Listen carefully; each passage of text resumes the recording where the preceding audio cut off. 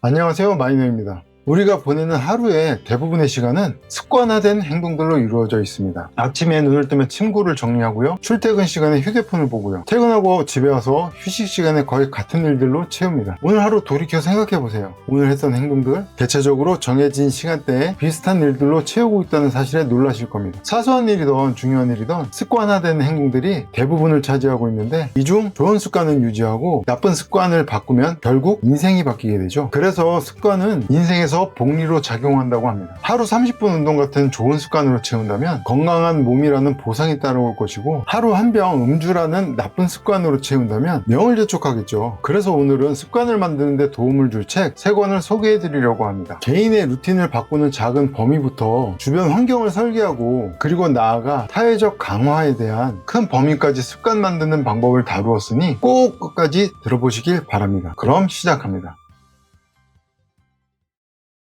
첫 번째 책은 찰스 두이그의 습관의 힘이에요. 이 책을 읽고 나서 저는 깜짝 놀랐어요. 습관이라는 게 우리 뇌에서 이렇게 과학적으로 작동하고 있다는 사실에 말이죠. 책에서 가장 중요한 개념이 바로 습관고리라는 건데요. 이게 참 간단해요. 신호가 있고 루틴이 있고 보상이 있다. 이 세 가지가 계속 반복되면서 습관이 만들어진다는 얘기인 거예요. 예를 들어 볼까요? 제가 예전에 퇴근하고 나면 소파에 앉아서 TV만 보는 게 습관이었거든요. 이걸 분석해 보니까 이런 거였어요. 신호는 현관문을 열고 집에 들어오는 거였고, 루틴은 TV를 켜고 소파에 앉는 거였고, 보상은 하루 종일 고생한 것에 대한 휴식감이었던 거죠. 그런데 이 책의 정말 똑똑한 점이 신호와 보상은 그대로 두고 루틴만 바꾸라는 겁니다. 저도 이 방법을 써봤어요. 현관문을 열고 들어오는 건 똑같이 두고 휴식이라는 보상도 똑같이 두되 TV 대신 책을 읽거나 가벼운 스트레칭을 하는 것으로 바꾼 것이죠. 처음엔 좀 어색할 겁니다. 하지만 2-3주 지나니까 자연스럽게 되더라고요. 지금도 집에 들어오면 자동으로 책상에 앉아서 책부터 펼쳐놓게 돼요. 그리고 이 책에서 또 하나의 중요한 개념이 핵심 습관이라는 겁니다. 하나의 좋은 습관이 다른 좋은 습관들을 줄줄이 불러온다는 것이죠. 저의 경우는 새벽 독서가 핵심 습관이었어요. 독서를 하다 보니 자연스럽게 일찍 자게 되고, 부정적으로 흐르던 사고도 긍정적으로 바뀌게 되고, 멘탈도 튼튼해지고, 무엇보다 책을 통해서 삶에 대한 이해도가 높아지게 되더라고요. 하나가 바뀌니까 전체가 다 바뀌는 거예요. 여러분도 한번 생각해 보세요. 내가 바꾸고 싶은 습관의 신호와 보상이 뭔지, 그리고 어떤 루틴으로 바꿀 수 있을지 말이죠. 의외로 간단한 해답이 나올 수 있습니다.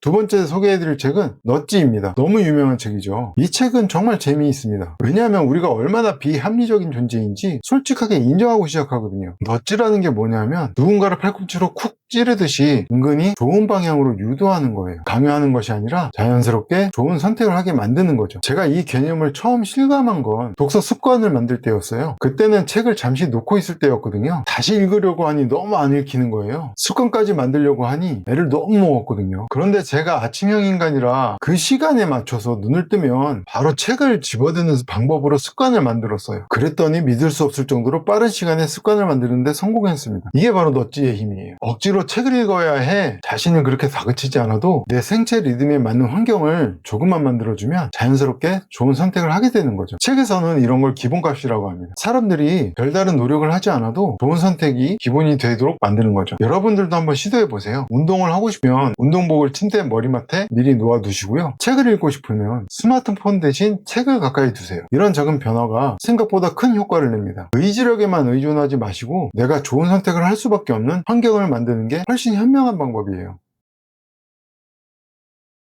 마지막으로 소개해드릴 책은 말콤 그레드웰의 티핑 포인트입니다. 이 책은 처음에는 습관과 별 상관없이 보일 수 있거든요. 왜냐하면 주로 사회 현상이나 유행이 어떻게 퍼져나가는지에 대한 이야기를 다루고 있습니다. 그런데 읽다 보니 습관 형성에 정말 중요한 통찰들이 들어있더라고요. 바로 혼자 해서는 안 된다는 겁니다. 제가 몇 년 전에 지인의 추천으로 사진을 좀 시작했었거든요. 처음에는 혼자 여행을 다니며 일상 풍경을 찍는 걸 좋아했었는데, 그렇게 혼자 하다 보니 금세 시들해지더라고요. 그런데 우연히 동생도 사진에 관심이 있다는 걸 알게 됐거든요. 그래서 함께 사진에 대해서 공부하고 좋은 사진을 공유하고 다양한 의견들을 나누기 시작했어요. 그러니까 자연스럽게 더 열심히 하게 되더라고요. 요즘 러닝 크루, 바이크 크루 많이 하시잖아요. 예전에는 대규모 동호회 활동이 많았다고 하면 최근에는 동호회 내에서도 소규모 크루로 활동을 많이 하지 않습니까? 왜일까요? 자주 만나서 실행을 할 수 있기 때문이에요. 그래야 지속력이 생기기 때문이죠. 이게 바로 이 책에서 말하는 사회적 강화의 힘입니다. 그레드웰은 변화가 일어나는 3가지 법칙을 제시하는데요. 첫 번째가 소수의 법칙이에요. 영향력이 있는 몇 사람이 있으면 변화가 빠르게 일어난다는 거죠. 습관도 마찬가지입니다. 이미 그 습관을 잘 실천하고 있는 사람과 함께하면 훨씬 쉬워져요. 두 번째는 고착성 요소입니다. 기억에 남고 매력적이어야 한다는 거예요. 습관도 재밌게 만들어야 오래 합니다. 저는 독서 습관을 만들 때 읽은 책마다 독서 노트를 작성했어요. 그러니까 읽기만 하는 게 아니라 정리가 되고 기억이 오래 남게 되더라고요. 거기서 재미가 배가 되고요. 그게 계속 책을 읽게 만드는 동력이 됐습니다. 세 번째가 상황의 힘이에요. 환경과 맥락이 정말 중요하다는 거죠. 예를 들어 근력 운동을 하고 싶으면 집 근처 허름한 헬스장을 등록하는 게 멀리 있는 좋은 헬스장보다 낫다는 거예요. 아무리 시설이 좋아도 가기 어려우면 안 가게 되거든요. 저도 이런 경험이 있습니다. 예전에는 집에서 좀 떨어진 시설 좋은 도서관에서 책을 읽어보려고 했는데 결국 몇 번 못 갔어요. 그래서 지금은 동네 도서관을 자주 이용합니다. 접근성이 좋으니까 자연스럽게 자주 가게 되더라고요. 결국 이 책이 주는 습관에 관련된 메시지는 명확합니다. 좋은 습관을 혼자만의 의지로 만들려고 하지 말고 주변 사람들과 환경을 적극적으로